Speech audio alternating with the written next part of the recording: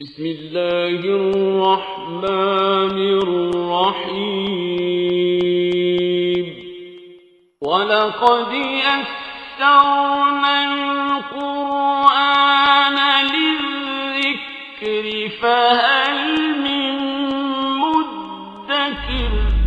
السلام علیکم ورحمۃ اللہ۔ الحمدللہ وکفیٰ وسلام علی عبادہ الذین اصطفیٰ،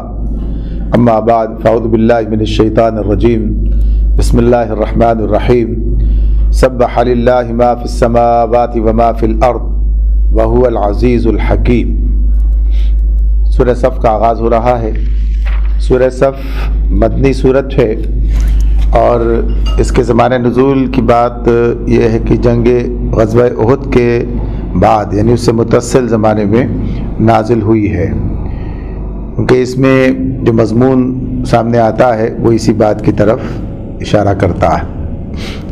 اس کا مضمون مسلمانوں کو ایمان میں اخلاص اختیار کرنے اور اللہ کی راہ میں جان لڑانے پر ابھارنا ہے۔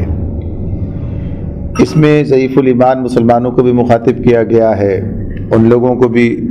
جنہوں نے نفاق اختیار کر رکھا ہے، یعنی ایمان کا جھوٹا دعویٰ کر کے اسلام میں داخل ہو گئے ہیں، اور ان کو بھی جو مخلص مسلمان ہیں۔ انداز بدلتا ہے مختلف جگہوں پر اس صورت کے اندر، اور اندازہ ہو جاتا ہے کہ کہاں کون مخاطب ہے، کس وقت بات کس سے ہو رہی ہے۔ اللہ رب العالمین نے سورت کے آغاز ہی میں یعنی تمہید کے فوراً بعد، اللہ کے تعارف کے بعد فوراً یہ بات کہی ہے کہ اللہ تعالیٰ کی نگاہ میں نہایت مقبوض ہیں وہ لوگ جو کہیں کچھ اور کریں کچھ، اور اللہ کے راستے اللہ کو وہ لوگ پسند ہیں، محبوب ہیں، جو اس کے راستے میں سیسا پلائی ہوئی دیوار کی طرح کھڑے ہوتے ہیں قتال کے میدانوں میں۔ اللہ رب العالمین نے اہل ایمان کو اس سے متوجہ کیا ہے بنی اسرائیل کی مثال دے کر، موسیٰ علیہ السلام اور عیسیٰ علیہ السلام کے ماننے والوں کے حوالے سے، کہ ان کا طرز عمل ان رسولوں کے ساتھ کیسا تھا۔ تو اس اعتبار سے بتایا گیا کہ مسلمان ان کی روش سے بچیں، وہ ایسا راستہ اختیار نہ کریں جو ان لوگوں نے اختیار کیا ہے اپنے رسولوں کے ساتھ۔ اور پھر یہ بات نہایت زور کے ساتھ بیان کی گئی ہے کہ مشرکین ہوں یا یہود و نصارہ ہوں، جو بھی ہوں، جو لوگ بھی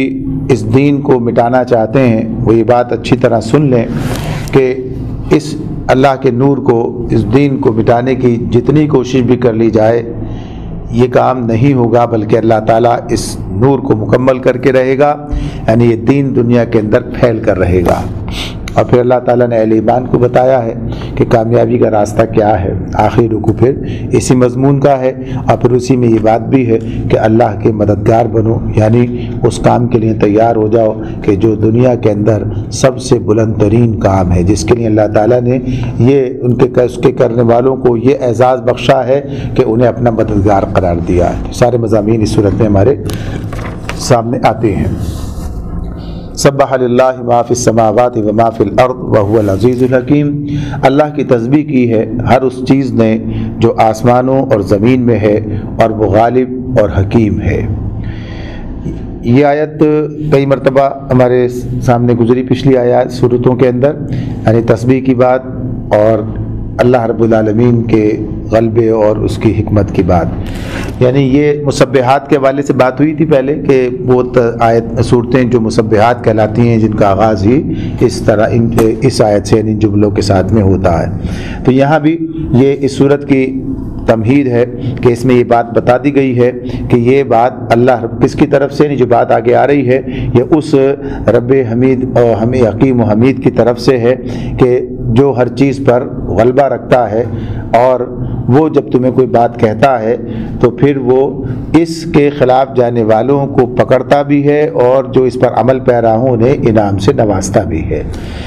تو آغازی میں یہ بات بتا دی گئی ہے کہ اللہ رب العالمین کی حکمت اور اس کی صفات حمیدہ کو سامنے رکھا جائے، اور اللہ کے تعارف کے ساتھ اللہ کے ساتھ تعلق قائم کیا جائے۔ آگے فرمایا ہے یا ایھا الذین آمنوا لم تقولون ما لا تفعلون، اے لوگو جو ایمان لائے ہو تم کیوں وہ بات کہتے ہو جو کرتے نہیں ہو۔ یہ بات جو اللہ تعالیٰ نے یہاں پر کہی کہ اہل ایمان کو مخاطب کر کے کہ تم وہ بات کیوں کہتے ہو جو کرتے نہیں ہو. اور پھر اس کے بعد اگلی آیت کو بھی ساتھ ملائیں. کبر مقتا عند اللہ ان تقولوا ما لا تفعلون. اللہ کے نزدیک یہ سخت ناپسندیدہ حرکت ہے کہ تم کہو وہ بات جو کرتے نہیں ہو. تو ان آیات کا ایک تو عمومی مفہوم ہے کہ یہ بات ایک اصولی ہے کہ آدمی ایک بات کہے اور عمل اس کا اس کے برخلاف ہو، یعنی یہ بات کسی بھی طور قابل قبول نہیں ہے، کسی بھی طور یہ بات گوارا نہیں کی جا سکتی ہے. اللہ تعالیٰ یہ بات کہہ رہے ہیں کہ اللہ کے نزدیک یہ بات جو ہے سخت ناپسندیدہ حرکت ہے. اللہ کی پسندیدگی نہیں بلکہ ناراضگی اس کے ساتھ ہے. یہ آدمی کہے کچھ اور کرے کچھ. تو یہ تو ایک اصولی بات ہے جو کہ بتا دی گئی ہے کہ ہر معاملے میں انسان کو یہ بات اپنے سامنے رکھنی چاہیے کہ اس کے قول و فعل کے اندر تضاد نہیں ہو، بلکہ اس کا قول اور اس کا فعل یہ دونوں ایک دوسرے سے ہم آہنگ ہوں. یعنی آدمی جو کہتا ہے وہی کرنے کی کوشش بھی کرتا ہے. ایسا نہیں ہے کہ وہ کہتا تو ہے لیکن کرنے کا کوئی جذبہ، کوئی ارادہ، کوئی داعیہ اس کے اندر موجود نہیں ہوتا. تو یہ چیز جو ہے سخت ناپسندیدہ ہے، اور ایک مسلمان کے لیے جو کہ سچا مسلمان ہے اس کے بارے میں یہ تصور نہیں کیا جا سکتا کہ وہ کہے کچھ اور کرنے کی نیت اس کی نہ ہو. اس لیے کہ یہ بدترین صفات میں سے ایک صفت ہے، اس کا ذکر یہاں پر کیا گیا ہے. نبی اکرم صلی اللہ علیہ وسلم نے نفاق کے حوالے سے جو بات بتائی ہے، 2 احادیث صحیح بخاری مسلم دونوں کے اندر ہمارے سامنے آتی ہیں، جس میں نبی اکرم صلی اللہ علیہ وسلم نے منافق کی علامات بیان کی ہیں، منافق کی نشانیاں بتائی ہیں. تو ایک میں 3 بتائیں، دوسرے میں 4 بتائی ہیں، اور دونوں کے اندر جو ہے اس بات کو شامل رکھا گیا ہے کہ یہ وہ شخص جو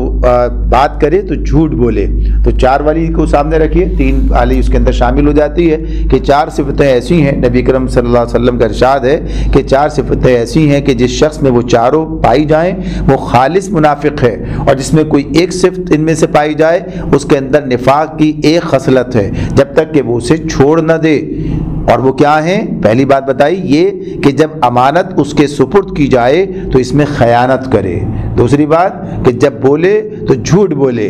اور تیسری بات کہ جب عہد کرے تو اس کی خلاف ورزی کرے. اور چوتھی بات یہ کہ جب لڑے تو اخلاق و دیانت کی حدیں توڑ ڈالے، یعنی گالم گلوچ پر اتر آئے. یہ اس کا طرز عمل ہے. تو پہلی میں 3 باتیں بیان ہوئی تھیں، اور یہ دونوں جگہ پر یہ بات موجود تھی کہ وہ بات کرے گا تو جھوٹ بولے گا. تو یہ ایسا نہیں کہ ہر وقت 24 گھنٹے جھوٹی بولتا رہا، کبھی سچی بول سکتا آدمی، لیکن یہ کہ وہ جھوٹا عمومی طور پر بات کیا ہے کہ اس کی بات پر اعتبار نہیں کیا جا سکتا. یعنی جھوٹ اس کی زندگی میں اتنا شامل ہو گیا ہے اور اس طریقے سے گویا کہیے کہ وہ ہر وقت اس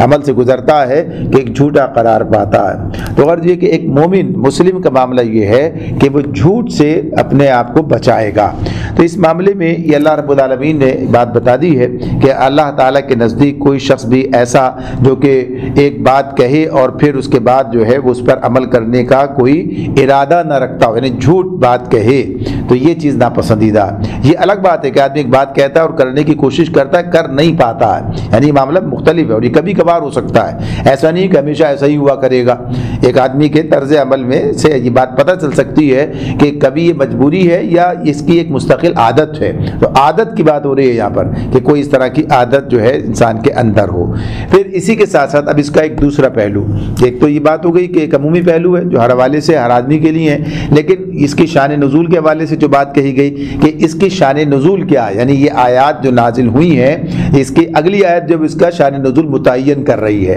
اس میں کہا کہ ان اللہ یحب الذین یقاتلون فی سبیلہ صفا کانہم بنیان مرصوص، کہ اللہ کو وہ لوگ پسند ہیں کہ جو اس کے راستے میں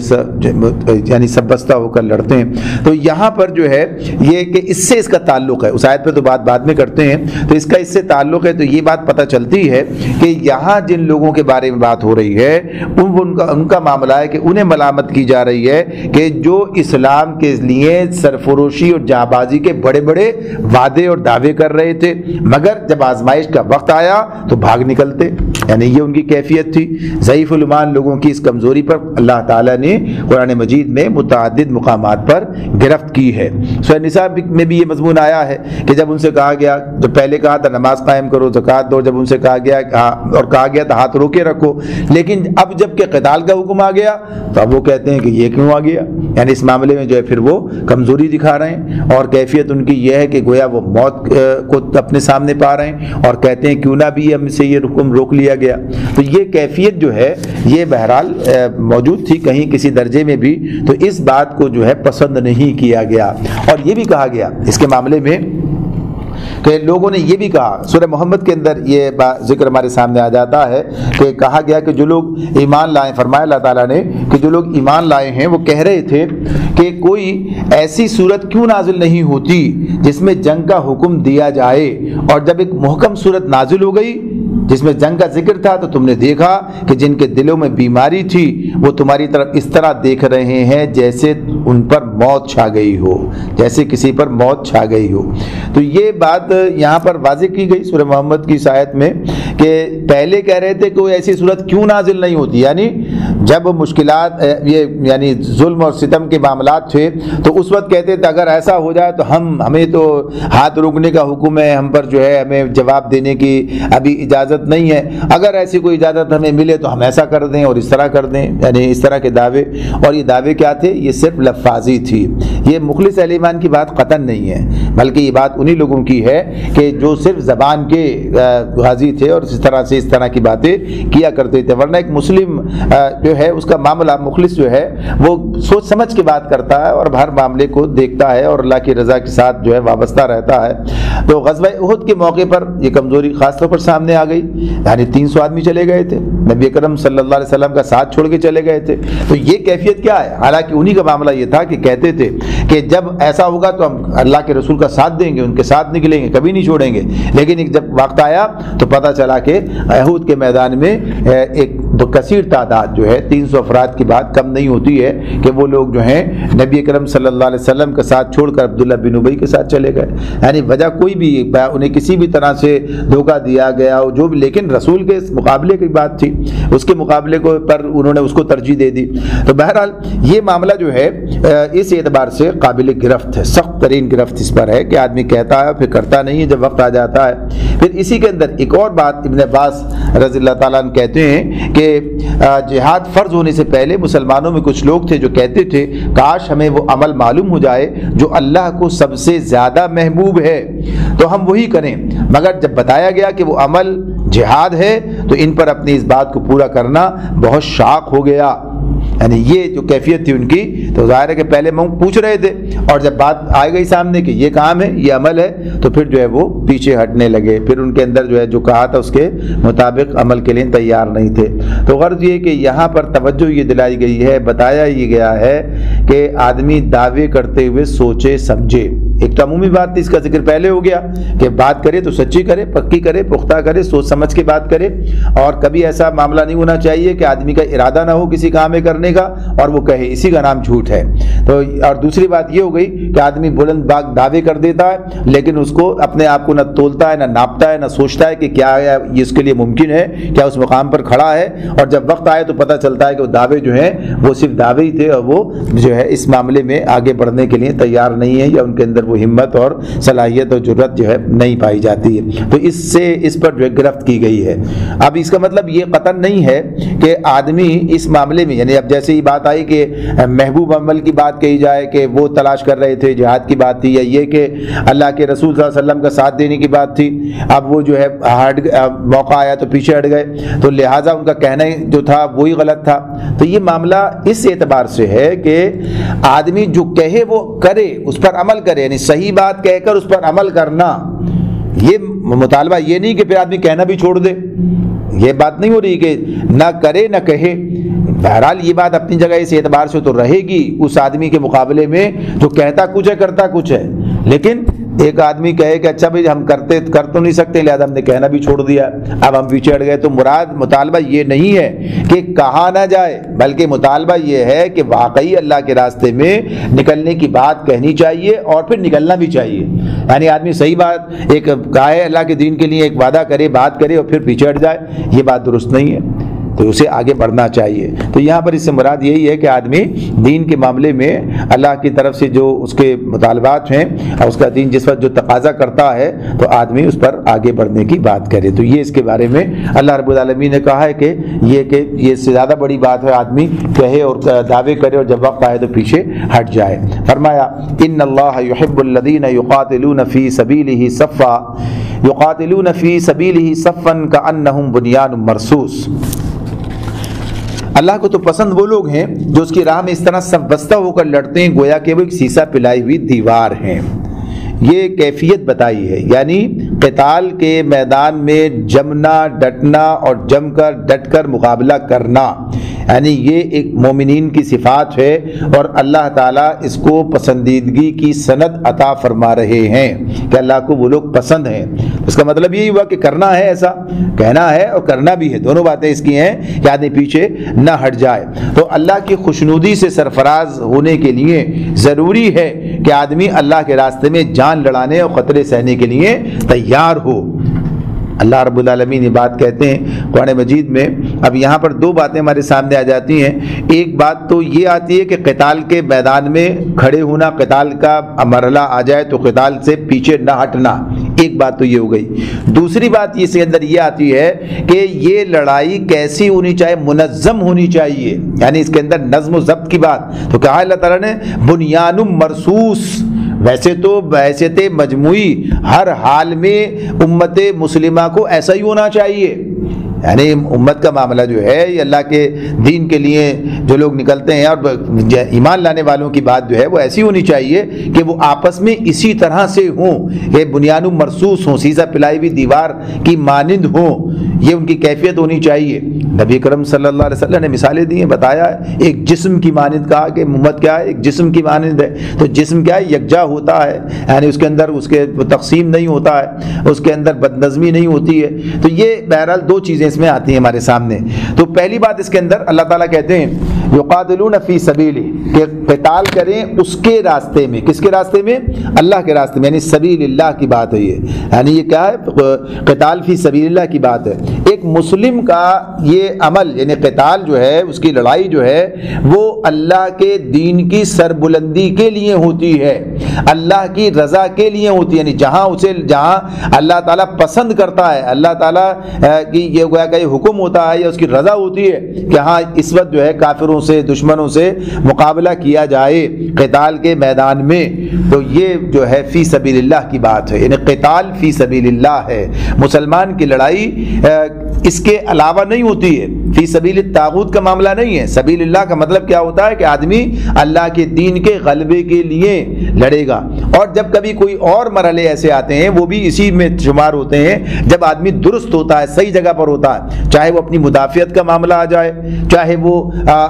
اسلامی ریاست کی حفاظت کا معاملہ سامنے آ جائے، یعنی جو بھی صورت ہوگی تو وہ اسی ضمن میں ہوگی کہ اللہ کا حکم ہے، اس کے حکم کی تعمیل میں یہ کام کیا جا رہا ہے، لہذا یہ جو فی سبیل اللہ ہے۔ اور اس کے علاوہ جو باتیں ہوتی ہیں کسی اور مقصد کے لیے، تو پھر وہ سبیل الطاغوت، چاہے آدمی کی خواہش ہی کیوں نہ ہو، یعنی اپنی انا کے لیے، اپنی بڑائی کے لیے، اپنے کسی دھونس کے لیے، اپنے کسی یعنی جس کے لیے بھی کرے گا تو یا کسی اور مقاصد کے لیے ہو، کسی اور کے لیے لڑ رہا ہو، کسی اور کی گویا کہیے کہ ملازمت اور اس کو جو ہے اختیار کر رہا ہو، اسی اعتبار سے کہ ٹھیک ہے ہم تو کرائے کے سپاہی ہیں، جہاں جو چاہے لے جائے اور جہاں چاہے لڑا دے، جہاں چاہے بڑھا دے، جس سے چاہے ماریں، جس سے چاہے قتال کریں۔ مسلمان کی بات اس اعتبار سے نہیں ہے، اس کا نام معاملہ کیا ہے، وہ قتال فی سبیل اللہ کا معاملہ ہے، اس کا معاملہ اس اعتبار سے ہے، یعنی یہ جو اس کی لڑائی ہے وہ کس حوالے سے ہے، وہ اللہ کے دین کے غلبے کے لیے، اسلامی ریاست کے تحفظ کے لیے اور اپنی ذات کی حفاظت کے لیے، یعنی اس کے تحفظ کے لیے۔ جب کبھی کوئی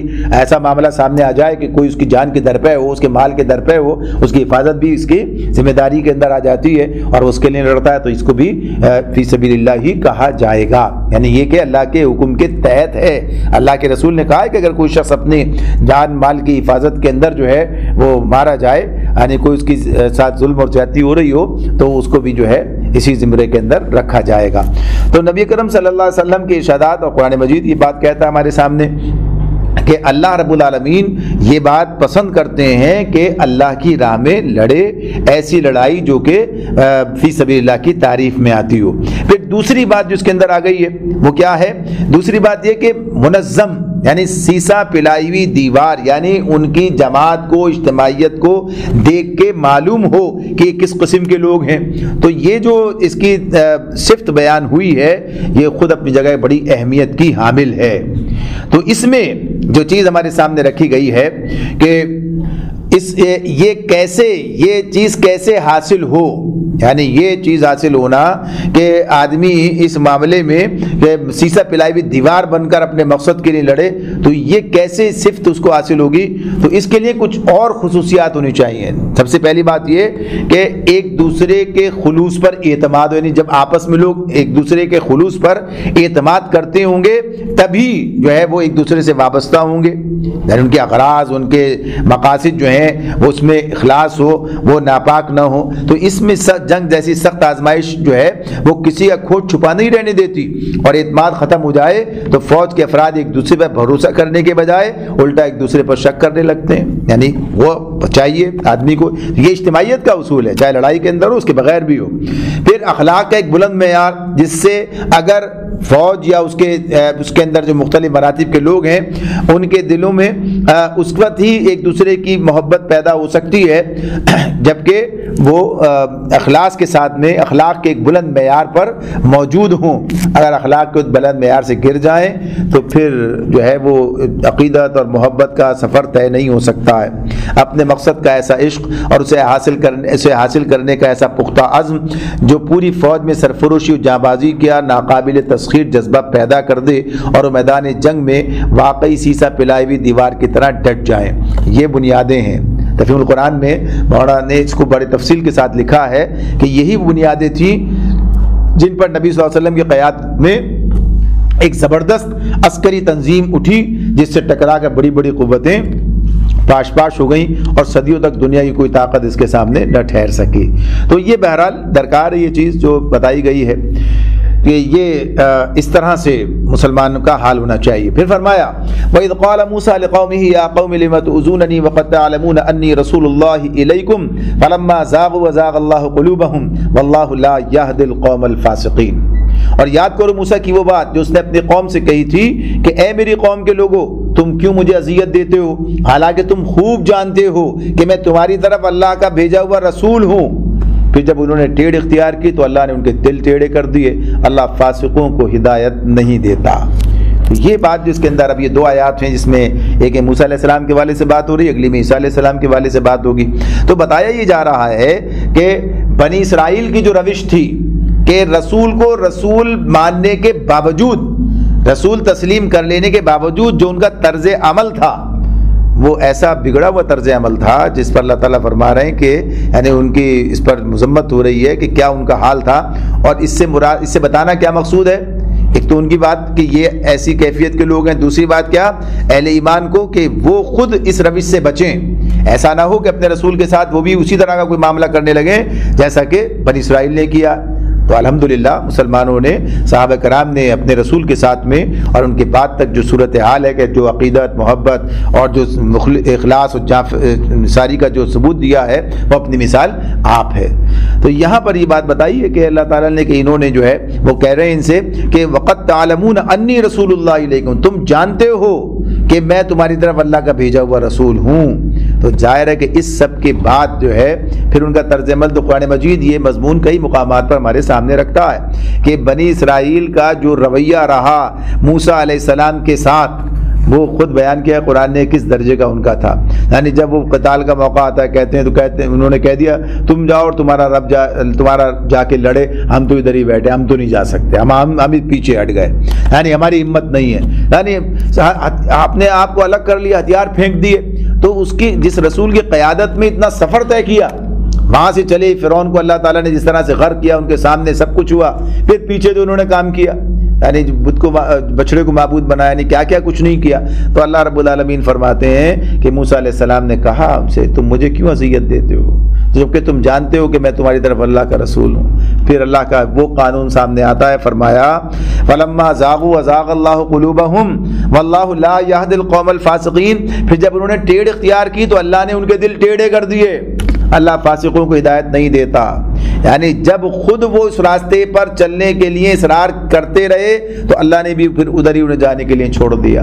اللہ زبردستی کسی کو ہدایت کی طرف نہیں لے کر آتا۔ اگر کوئی ہدایت کی طرف آنا نہ چاہے اور نافرمانی پر تلا رہے اور فسق کے اندر جو ہے وہ آگے بڑھنے کی کوششیں کرے تو پھر اللہ اسے لیے وہی راستہ کھول دیتے ہیں۔ تو یہ جو ہے یہ معاملہ اس طرح نہیں کہ کسی شخص کی یا قوم کی گمراہی کا آغاز اللہ کی طرف سے، کام تو خود کرتے ہیں، آغاز خود کرتے ہیں اور پھر اس پر اصرار کرتے ہیں تو اللہ کا قانون پھر یہ سامنے آتا ہے کہ پھر وہ ان کے لیے وہی راستہ کھول دیتا ہے، پھر انہیں ادھر ہی جانے کے لیے چھوڑ دیا جاتا ہے۔ تو انسان کو انتخاب کی آزادی اللہ نے دی ہے، یعنی سارے معاملات رکھ کے کہ اگر وہ بھٹکنا چاہتا ہے یا راہ راست اختیار کرنا چاہتا ہے تو جب کوئی وہ اپنی طرف سے یعنی کوشش خود خواہش کر کے اور کوشش کر کے کسی بھی راستے پر جانا چاہتا ہے، اللہ اس کے لیے وہ راستہ آسان کر دیتا ہے، چاہے وہ ہدایت کی طرف آئے چاہے وہ ضلالت و گمراہی کی طرف جانا چاہے۔ تو جبر کوئی نہیں ہے، اللہ تعالیٰ نے یہ معاملہ بتا دیا لا اکراہ فی الدین۔ تو دین وہی نظام زندگی، طریقہ، یعنی جس راستے پر آدمی جانا چاہتا ہے، ضابطہ جس ضابطے کو اختیار کرنا چاہتا ہے، معاملہ اس کے لیے ہے کہ جدھر جانا چاہے ادھر چلا جائے۔ تو مطلب اس کا صرف یہ نہیں ہے کہ کوئی آدمی مسلمان ہونا چاہتا ہے یا کافر رہنا چاہتا ہے یا یہودی عیسائی کچھ بننا چاہتا ہے، بلکہ ساتھ ساتھ یہ بھی ہے کہ ایک عمومی، وہ تو قانونی اطلاقی زبان الگ ہے کہ جو ذمہ داریاں اس کے بعد ہوں گی ریاست کی معاشرے کی سطح پر وہ مطالبہ ہوگا، لیکن ہدایت اور گمراہی کا معاملہ یہی ہے کہ اس کے باوجود اگر کوئی شخص ہدایت پر نہ آنا چاہے، اب ان کا معاملہ تو یہی تھا، وقت کے مسلمان تھے لیکن ہدایت اختیار کرنے کے لیے تیار نہیں تھے، رسول کی پیروی کرنے کے لیے تیار نہیں تھے، تو اللہ نے گمراہی میں جانے دیا، یعنی اس کے باوجود بھی یہ سب کچھ ہوا۔ تو یہ چیز بہرحال اپنی جگہ پر رہتی ہے کہ جس طرف آدمی جانا چاہتا ہے اللہ تعالیٰ اسے ادھر ہی جانے کے لیے چھوڑ دیتا ہے۔ پھر آگے اب عیسائیوں کی بات کی، فرمایا وَإِذْ قَالَ عِيسَى ابْنُ مَرْيَمَ يَا بَنِي إِسْرَائِيلَ إِنِّي رَسُولُ اللَّهِ إِلَيْكُمْ مُصَدِّقًا لِمَا بَيْنَ يَدَيَّ مِنَ التَّوْرَاةِ وَمُبَشِّرًا بِرَسُولٍ يَأْتِي مِن بَعْدِي اسْمُهُ أَحْمَدُ فَلَمَّا جَاءَهُم بِالْبَيِّنَاتِ قَالُوا هَذَا سِحْرٌ مُبِينٌ۔ اللہ رب العالمین فرماتے ہیں عیسیٰ علیہ السلام کے حوالے سے، اور یاد کرو عیسیٰ ابن مریم کی وہ بات جو اس نے کہی تھی کہ اے بنی اسرائیل میں تمہاری طرف اللہ کا بھیجا ہوا رسول ہوں، تصدیق کرنے والا ہوں اس تورات کی جو مجھ سے پہلے آئی ہوئی موجود ہے، اور بشارت دینے والا ہوں ایک رسول کی جو میرے بعد آئے گا جس کا نام احمد ہوگا۔ مگر جب وہ ان کے پاس کھلی کھلی نشانیاں لے کر آیا تو انہوں نے کہا کہ یہ تو صریح دھوکہ ہے۔ یہ عیسیٰ علیہ السلام کے حوالے سے بات ہوئی بنی اسرائیل کی ہے، یعنی دونوں ہی وہی ہیں، ایک ہی گروہ کے لوگ ہیں۔ تو موسیٰ علیہ السلام کے ساتھ یہ معاملہ کیا، ابھی عیسیٰ علیہ السلام کے ساتھ یہ دوسری نافرمانی ان کا ذکر ہے۔ یہ ایک تو اس وقت انہوں نے کام کیا، ایک ان کے معاملے میں عیسیٰ علیہ السلام کے معاملے میں جو رویہ انہوں نے اختیار کیا۔ تو عیسیٰ علیہ السلام نے ان کے سامنے جو بات رکھی ہے، کہا ہے کہ میں تمہاری طرف اللہ کا بھیجا ہوا رسول ہوں، پہلی بات۔ دوسری بات تصدیق کرنے والا ہوں اس تورات کی جو مجھ سے پہلے آئی ہوئی موجود ہے، یعنی دوسری بات یہ ہے کہ میں کوئی نیا دین لے کر نہیں آیا ہوں۔ یہ تمام انبیاء آ کر یہ بات کہتے رہے ہیں، وہی ہے جو کچھ اللہ کا دین شروع سے ہے، وہی نبی اکرم صلی اللہ علیہ وسلم یہ بات کہتے ہیں، آپ سے کہلوائی گئی ہے کہ یہ قرآن تو اس کی تائید تصدیق کرتا ہے، یعنی جو کچھ اس میں اللہ کی طرف سے موجود ہے، یعنی اس کتاب کو تم نے اس کو جو ہے غلط ملت کر دیا ہے، لیکن جو کچھ اللہ کی طرف سے اس کی تصدیق کرتا ہے قرآن مجید، کہ بتاتا ہے کہ ہاں کیا اللہ کی طرف سے کیا ملاوٹ ہے، یہ سب بھی قرآن مجید اس کی جو ہے اس کو درست کرتا ہے، اس کے بارے میں بتاتا ہے۔ تو یہ چیز جو ہے بتا دی گئی کہ میں جو ہے اللہ کی طرف سے بھیجا ہوا رسول ہوں اور تصدیق کرنے والا ہوں اس تورات کی جو مجھ سے پہلے آئی ہوئی موجود تھی، مصدقا لما بین یدی من التوراۃ۔ پھر اسی کے اندر ایک اور بات بھی آ جاتی ہے اس اعتبار سے کہ یہ جو اس کے اندر کہ میری جو آمد ہے یہ بھی تورات کی تصدیق ہے۔ اس کے بارے میں بڑی تفصیل کے ساتھ تفہیم القرآن کے اندر مولانا نے بڑا طویل نوٹ لکھا ہے، جس کے اندر ابھی آگے جو بات آ رہی ہے کہ مبشرا برسول یأتی من بعد اسمہ احمد، کے میں اس کی بشارت بھی دیتا ہوں اپنے بعد آنے والے نبی کی جو اس کا نام احمد ہوگا۔ تو یہ جو بات اس میں ہے کہی جا رہی بتائی جا رہی ہے، تو اس میں خود عیسیٰ علیہ السلام کی آمد کا معاملہ،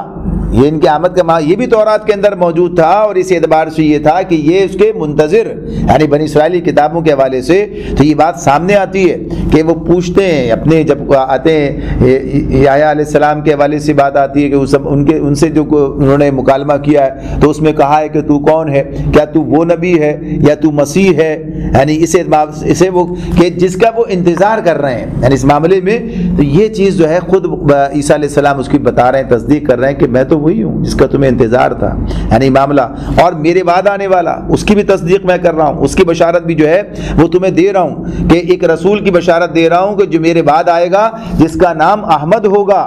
نبی کرم صلی اللہ علیہ وسلم کے بارے میں یہ خبر، یہ اطلاع، یہ بشارت جو قرآن مجید اس مقام پر عیسیٰ علیہ السلام کے حوالے سے بیان کر رہا ہے، اس کے اشارے تو آج بھی توریت کے اندر موجود ہیں، آج بھی موجود ہیں، لیکن یہ بات اپنی جگہ پر کہ بہت کچھ انہوں نے آگے پیچھے معاملات کیے ہیں، اس سب کے باوجود بڑی تفصیل کے ساتھ اس پر جو ہے کلام کیا ہے مفسرین نے۔ ویسے عرض کیا کہ تفہیم القرآن میں بھی اس پر بڑا طویل نوٹ ہے، اس کے اندر یہ ساری ان عبارات کو جمع کر کے دکھایا گیا ہے کہ کس کس جگہ کہاں یہ باتیں جو ہیں اس طرح سے موجود تھیں، جس سے پتہ چلتا ہے کہ ہاں یہ بتا دیا گیا تھا، اور یہی وجہ تھی کہ یہ نبی کرم صلی اللہ علیہ وسلم کو پہچان گئے تھے، یعنی یہودیوں کا معاملہ تو یہ تھا کہ یہ آپ سے ایسا نہیں تھا کہ یہ آپ کو پہچانے نہیں، پہچانے، متعدد روایات اس حوالے سے ہمارے سامنے آتی ہیں، لیکن پہچاننے کے باوجود انہوں نے انکار کیا، یعنی مخالفت کی۔ یہ ساری چیزیں صفیہ رضی اللہ تعالیٰ عنہ کے حوالے سے وہ بات آ جاتی ہے کہ جب ان کے باپ اور ان کے چچا گئے تھے، دونوں عالم تھے، اور جا کے نبی صلی اللہ علیہ وسلم سے ملے اور مل کر واپس آئے، اور آ کر پھر آپس میں دونوں کی گفتگو ہے تو وہ گفتگو نقل کرتی ہیں، تو کہتی ہیں کہ بڑے بھائی سے چھوٹے بھائی نے پوچھا ہے کہ کیا یہ وہی نبی ہے، تو کہا وہی نبی ہے، بالکل پہچان گئے، اور پھر کہا پھر اب کیا ارادہ، تو کہا جب تک دم میں دم ہے، جان ہے، جب تک اس کی مخالفت کروں گا، یعنی جانتے پہچانتے۔ تو یہ تو اپنی جگہ بات ہے، تو قرآن مجید بھی یہ بتا رہا ہے، اور اس کے علاوہ یہ جو ان کے پاس ہیں تو مفسرین نے اس کو جمع کیا ہے، تو بتایا ہے کہ ان کا یہ طرز عمل کہ یہ انہوں نے عیسیٰ علیہ السلام کی بات کو بھی نہیں تسلیم کیا، ان کے ساتھ بھی جو رویہ انہوں نے اختیار کیا وہ سب خود بیان ہوا ہے قرآن مجید میں بھی، اور ویسے بھی سامنے آ جاتا ہے۔ تو کہا کہ عیسیٰ علیہ السلام کہہ رہے ہیں کہ اور میں تصدیق کرنے والا تورات کی اور بشارت دینے والا ایک رسول کی جو میرے بعد آئے گا جس کا نام احمد ہوگا۔ نبی کرم صلی اللہ علیہ وسلم کا نام ان کے پاس احمد جو ہے کہا گیا ہے، تو اس کے بارے میں بھی بہت سی چیزیں جو ہیں وہ آ جاتی ہیں کہ یہ احمد کا لفظ جو ہے اس کے دو معنی، ایک وہ شخص جو اللہ کی سب سے زیادہ تعریف کرنے والا ہو، دوسرے وہ شخص جس کی سب سے زیادہ تعریف کی گئی ہو، یا وہ جو بندوں میں سب سے زیادہ قابل تعریف ہو۔ نبی اکرم صلی اللہ علیہ وسلم کے ارشادات سے بات سامنے آتی ہے کہ آپ کا ایک نام یہ بھی تھا۔ مختلف حدیث کی کتب میں یہ حدیث ملتی ہے جس میں نبی اکرم صلی اللہ علیہ وسلم نے کہا کہ انا محمد و انا احمد والحاشر، میں محمد ہوں اور میں احمد ہوں اور میں حاشر ہوں۔ تو یہ چیز ہمارے سامنے اور قرآن مجید میں اس کو بیان کیا گیا، اور لوگوں نے اس کے بعد سے یعنی بے شمار لوگ کہا جائے تو غلط نہیں ہوگا کہ امت میں جنہوں نے اپنا احمد رکھا، پہلے نہیں تھا یہ نام، تو کہا جاتا ہے، مفسرین یہ بھی کہتے ہیں کہ محمد نام رکھنے کا تو رواج کسی درجے میں جو بھی تھا احمد کا نہیں تھا وہاں، لیکن وہ پھر نبی صلی اللہ علیہ وسلم کی بنیاد کے نسبت سے رکھا جانے لگا یہ نام، تو آپ کا یہ نام بھی تھا، تو یہ چیز جو ہے ان کے سامنے واضح تھی۔ تو اللہ تعالیٰ فرماتے ہیں فلما جاءہم بالبینات، مگر جب وہ ان کے پاس کھلی کھلی نشانیاں لے کر آیا، قالوا ھذا سحر مبین، تو انہوں نے کہا کہ یہ تو سری دھوکہ ہے۔ ابھی جو ترجمہ اس کا دھوکہ کیا سحر کا، تو سحر کا ایک مطلب دھوکے کا بھی ہے، یعنی فریب کے معنی میں بھی یہ استعمال ہوتا ہے، صرف جادو کے معنوں میں استعمال نہیں ہوتا، تو اس کو دیکھا جا سکتا ہے، لغت سے پتہ چلے گا آپ کو یہ کہ اس کے یہ استعمال بھی عرب کے اندر رائج ہے۔ تو یہاں پر معاملہ یہی ہے کہ جب نبی اکرم صلی اللہ علیہ وسلم کی بشارت کے نتیجے پر آپ موجود ہیں، یعنی انہوں نے دیکھا جب نبی اکرم صلی اللہ علیہ وسلم آ گئے، جس نبی کے آنے کی بشارت عیسیٰ علیہ السلام نے دی تھی، وہ نبی جب آ گیا تو ان نشانیوں کے ساتھ، جو کہ نشانیاں بیان کی گئی تھی، موجود تھی، تو ان نشانیوں کے ساتھ آ گیا، تب بنی اسرائیل اور امت عیسیٰ نے اس کے دعوے نبوت کو صریح فریب قرار دے دیا۔ تو یہ اس کی بات ہے کہ ھذا سحر مبین، کہ انہوں نے نبی اکرم صلی اللہ علیہ وسلم کے اس نبوت کو جو ہے وہ دھوکہ قرار دے دیا، یعنی اس کا انکار کر دیا۔ ومن اظلم ممن افترى على الله الكذب وهو يدعى الى الاسلام والله لا يهدي القوم الظالمين۔ اب بھلا اس شخص سے بڑا ظالم اور کون ہوگا جو اللہ پر جھوٹے بہتان باندھے حالانکہ اسے اسلام یعنی اللہ کے آگے سر اطاعت جھکا دینے کی دعوت دی جا رہی ہو۔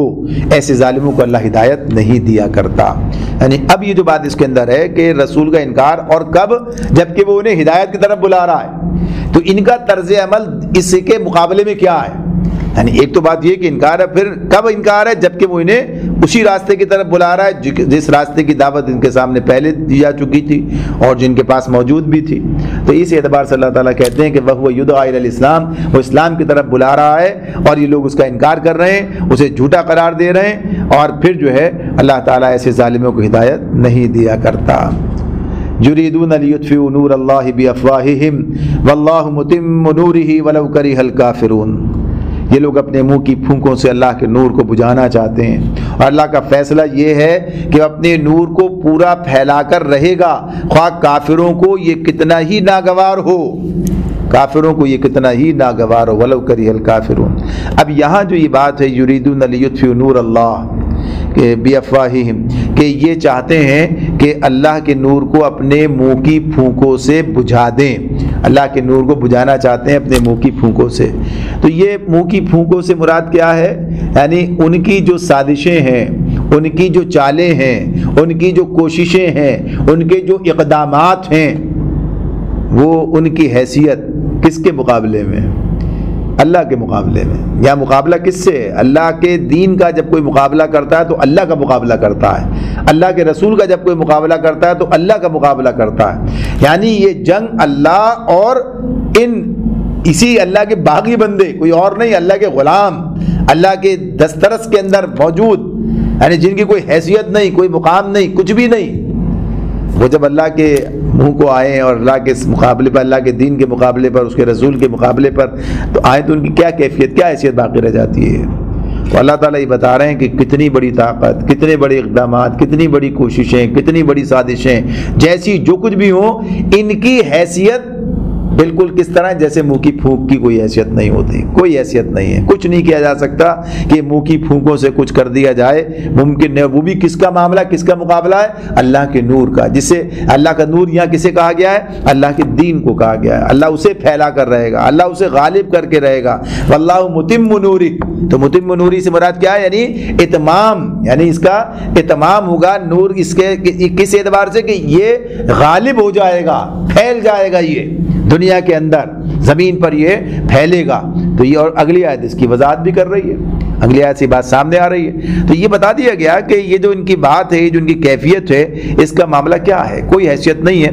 یہ آیات جو ہیں 3 ہجری میں غزوہ احد کے بعد نازل ہوئی ہیں، جبکہ اسلام جو ہے وہاں صرف گویا کہ یہ مدینے کے اندر محدود تھا، مسلمانوں کی تعداد بھی بہت تھوڑی تھی، اور جس کیفیت سے گزر رہے تھے، جو کمزوری کا عالم تھا، اور ابھی غزوہ احد کے اندر جو نقصان ہوا تھا اس نے اور ان کی ہوا پھر سے اکھاڑ دی تھی، یہ کیفیت بن گئی تھی، اور پتہ نہیں تھا کہ اسلام کا مستقبل کیا ہوگا۔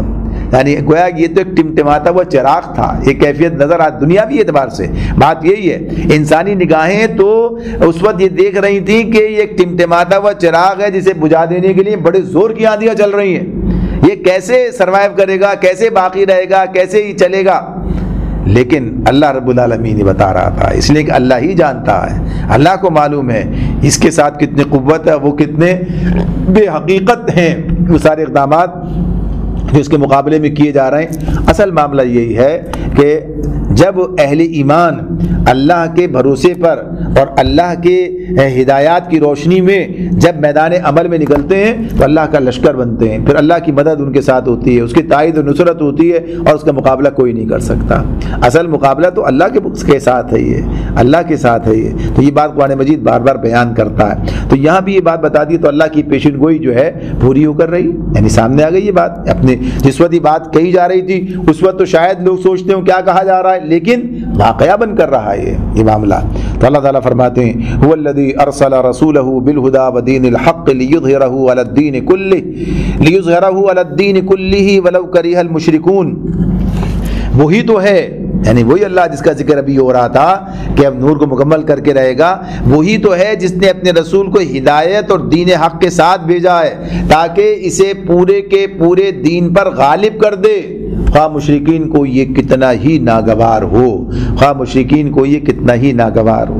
تو اب یہاں جو بات اسی چیز کو جو ابھی اللہ تعالیٰ نے یہاں بیان کی کہ اللہ اپنے نور کو مکمل کر کے رہے گا، اپنے پھیلا کر رہے گا، متم نوری، تو اسی بات کو بھی یہاں اس طرح سے کہا کہ اب یہ کیسے ہوگا، یہ کام کس طرح سے کیا جا رہا، اللہ نے کیا طریقہ اختیار کیا اس کے لیے۔ تو اللہ تعالیٰ نے اپنے رسول کو ہدایت اور دین حق کے ساتھ بھیجا ہے، ہدایت اور دین حق کے ساتھ بھیجا ہے۔ قرآن مجید میں یہ مضمون متعدد مقامات پر ہمارے سامنے آتا ہے، متعدد مقامات پر سامنے آتا ہے جس میں اللہ تعالیٰ یہ بات بتا رہے ہیں۔ اس سے پہلے یعنی یہ دین کے حوالے سے اور دین کی وسعت اور دین کا معاملہ اور ہدایت اور ان چیزوں کی وضاحت جو ہے یہ خاصی ہو چکی ہے، اور یہ بات سامنے رہی کہ دین وہ نظام زندگی جسے دے کر اللہ تعالیٰ نے اپنے رسولوں کو بھیجا ہے، اور اسی اعتبار سے کہ دنیا میں وہ دین وہ نظام قائم ہو جائے، اس کی بالادستی ہو، ایسا نہیں کہ وہ جو دین ہے وہ صرف مغلوب رہنے کے لیے آیا ہو۔ اللہ تعالیٰ کہتے ہیں سورہ شورى پڑھ کر آ گئے ہم، ان اقیم الدین، دین قائم کرو، قائم کرنا، اور یہاں پھر اظہار دین، لیظہرہ علی الدین کلہ، یعنی اس کا ہر نظام زندگی جو ہے وہ اس کے تابع ہو کر تو رہ سکتا ہے، لیکن یہ کسی کے تابع ہو کر رہنے کی بات اس کے لیے نہیں ہے، اس کا تو اسے اظہار دین کی بات ہے، اسے غالب ہونا ہے، اسے تو اوپر آنا ہے، بالادست ہونا ہے، یہ اللہ تعالیٰ بتا رہے ہیں، اور ہونا چاہیے، ہونا بھی چاہیے، اس لیے کہ یہ اللہ کا دین ہے، اللہ اکبر، اللہ ہی بڑا ہے، تو پھر بات کیا ہے یہ؟ تو یہی بات اسی اعتبار سے کہ اس کی بعد اس کا دین، اس کے بعد ہر چیز اس کا وہی مقام ہے کہ اسے ہی بڑا ہونا چاہیے، اور واقعہ ہے اور حقیقت ہر اعتبار سے ساری دلائل اسی کی طرف چلے جاتے ہیں کہ جو کائنات کا مالک ہے، خالق ہے، اور پھر حکمت سے بھرپور حکیم ہے، اور پھر ساتھ ساتھ یہ بات کہ مفاد دنیا یعنی انسانوں کے تمام معاملات جو ہیں، تو ہر چیز اس حوالے سے تو یہ تو اپنی جگہ پر پورے مکمل دلائل کے ساتھ یہ بات موجود ہے کہ اللہ کا یہ دین جو ہے یہ غالب ہونے کے لیے ہے، اللہ کے اس دین کو غالب ہونا چاہیے۔ تو اللہ تعالیٰ یہ بات بتا رہے ہیں کہ اللہ نے اپنے رسول کو ہدایت اور دین حق کے ساتھ بھیجا ہے کہ وہ تاکہ اسے پورے کے پورے دین پر غالب کر دے، خواہ مشرکین کو کتنا ہی ناگوار ہو۔ تو یہ جو بات اس کے اندر بتائی گئی ہے کہ اللہ کا رسول جو ہے اس کا کام یہ ہے کہ وہ اس کے لیے جد و جہد کرے، کوئی مصالحت اختیار کرنا اور کوئی سمجھوتا کر کے اور دین کے بعض معاملات کے اندر جو ہے پیچھے ہٹ جانا، بعض کو لیے بالادستی منوا لینا اور کوئی ایسا معاملہ کر لینا کہ کچھ تمہارا کچھ ہمارا، تو یہ تو مشرکین کا مطالبہ تھا۔ مشرکین یہ بات کہتے تھے کہ بھائی آپ ہماری کچھ مانے، آپ کچھ، آپ بھی کچھ آپ کی ہم مان لیتے ہیں، کہ یہ نہیں قبول ہے کہ پورا کا پورا دین آپ جو بتا رہے ہیں، جو آپ کی بات ہے وہی غالب ہو، ہماری کوئی بات نہ چلے۔ تو یہ چیز جو مشرک کا ہے نا، اللہ نے مشرکوں کو کتنا ہی ناگوار ہو، تو مشرک جو اپنی بھی کچھ چاہتے ہیں، یعنی وہ یہ نہیں چاہتے، اس پر راضی نہیں ہے۔ مشرکین کا معاملہ کیا، وَلَوْ كَرِهَ الْمُشْرِكُونَ، ان کا معاملہ کہ اس پر راضی نہیں کہ پورا نظام زندگی صرف ایک اللہ کی اطاعت اور ہدایت پر قائم ہو، اس پر وہ راضی نہیں، تو چاہے راضی ہو چاہے ناراض ہو، یعنی وہ چاہتے ہیں کہ جس معبود کی چاہے وہ بندگی کرے، جن فلسفوں اور نظریات کے کو جو انہیں پسند آئیں اپنے عقائد، اخلاق اور تہذیب کی بنیاد ان پر رکھیں۔ تو ایسے سب لوگوں کے رغم یہ فرمایا جا رہا ہے کہ اللہ کا رسول ان کے ساتھ مصالحت کرنے کے لیے نہیں آیا ہے، اس کا کام وہ تو بھیجا اس لیے گیا ہے کہ جو ہدایت اور دین حق وہ اللہ کی طرف سے لایا ہے، اسے پورے دین یعنی نظام زندگی کے ہر شعبے پر غالب کر دے۔ یہ کام اسے بہرحال کر کے رہنا ہے، یہ کام اسے کر کے رہنا ہے، کافر و مشرک مان لے تو بھی اور نہ مانے تب بھی،